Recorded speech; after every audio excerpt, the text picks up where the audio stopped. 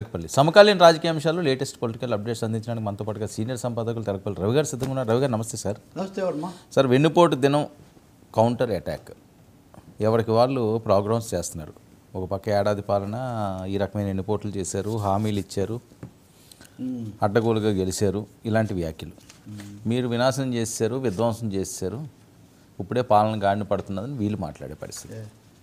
మీరు కూడా ఏదో ప్రజాభిప్రాయ సేకరణ పెట్టినట్టున్నారు కదా. అవును, చాలామంది మాట్లాడారు ఇదంతా. ఇప్పుడు ఏడాది అయింది, ఖచ్చితంగా ఏడాది ఒక కొత్త ప్రభుత్వానికి అవకాశం. ఆ తర్వాత నుంచి మామూలు సేమ్ ఇది వస్తుంది. కొత్త ప్రభుత్వం అంటే కొత్త ముఖ్యమంత్రి కాకపోయినా అవును ఇది జరుగుతుంది. దీనికి వెన్నుపోటు దినం అంటే వెన్నుపోటు అనే పదం పూర్తిగా సూటబుల్ కాదు. ఎందుకంటే ఇది ప్రజల ఓటు అయింది. ఇక్కడ వెన్నుపోటు ఏం లేదు, ప్రజల ఓటు తప్ప వెన్నుపోటు ఇక్కడ ఏం లేదు. ప్రజలు ఏ నమ్మకంతో లేదా అంతకుముందున్న ప్రభుత్వం మీద ఏ అసంతృప్తితో వీళ్ళకి ఓటేశారో అది నెరవేరిందా లేదా అని చూసుకోవాల్సి మిగిలిన 4 ఏళ్ళు చక్కగా పాలించాల్సిన సమయం ఇది. చంద్రబాబు నాయుడు కూడా ఈరోజు ట్వీట్ పెట్టారు, నియంత్రణ పాలద్రోలిన విప్లవం అది ఇదని. సార్, చంద్రబాబు నాయుడు గారు ఓడిపోతేనేమో ఆయనకి 23 వచ్చాయి, అప్పుడు ఈయనకు 11 సగం వచ్చాయి, వీళ్ళు 3 పార్టీలు.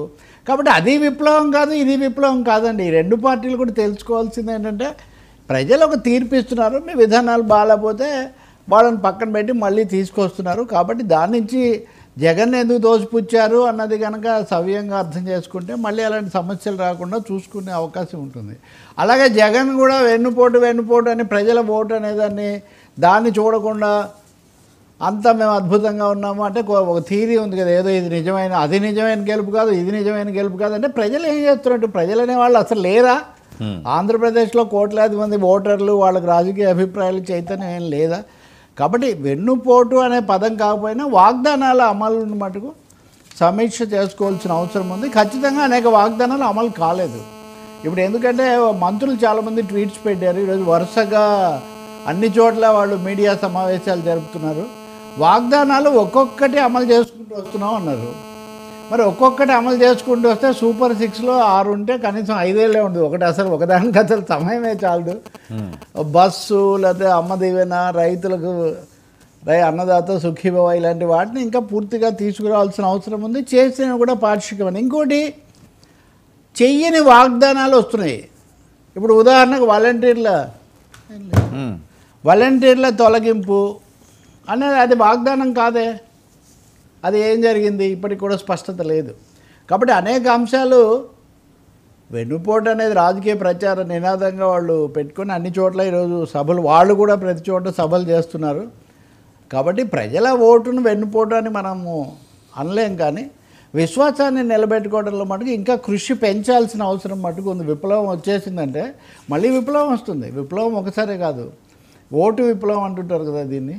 కాబట్టి వీళ్ళు ఆత్మవిమర్శ చేసుకోవాలి.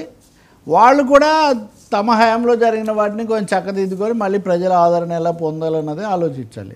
ఊరికే ఒకరినొకరు తిట్టేసుకొని కౌంటర్ అటాక్స్ చేసేసుకుంటే దాంతోనే పని ఏమీ అయిపోదు. ప్రజలకంటూ ఒక బుర్ర ఉందండి.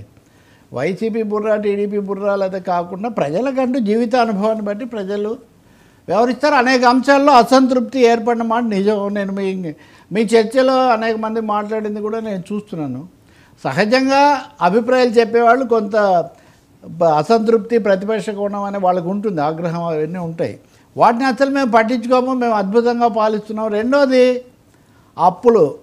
అప్పులు మీరు చాలా ఎక్కువ చేశారంటే మీరు ఎక్కువ చేశారు. మీరు ఏడాదిలోనే 1,50,000 కోట్లు అప్పు చేశారు, ఇది వైసీపీ వాళ్ళు చెప్పే లెక్క. మీరు 2 నెలల్లోనే అంటే నెలకు 10,000 కోట్లు మీరు చేశారు, మీరు మాకు చెప్పడం ఏంటని. ఇప్పుడు ఇది ఎలా ఉందంటే మనం అడకత్తర్లో లాగా ఉంది, వాళ్ళు ఎక్కువ వీళ్ళు ఎక్కువ అన్నట్టుగా. కాబట్టి ఖచ్చితంగా ఈ ఏడాది కాలాన్ని ఒక కొలబద్దగా తీసుకొని ప్రభుత్వాన్ని చక్కదిద్దుకునే అవకాశం అధికారంలో ఉన్న వాళ్ళకు ఉంటుంది. ప్రతిపక్షానికి ఏముంటుందండి, ఎంతసేపటికి విమర్శించడం, కేసుల నుంచి కాపాడుకోవటం ఇదే ఉంటుంది కదా. అందుకని విమర్శ చేసుకోవాల్సిన అవసరం. ఇంకా జగన్ మీద విమర్శల్లో ఈ ప్రభుత్వాన్ని ఏమీ రక్షించావు, అది కొంతవరకే వింటారు.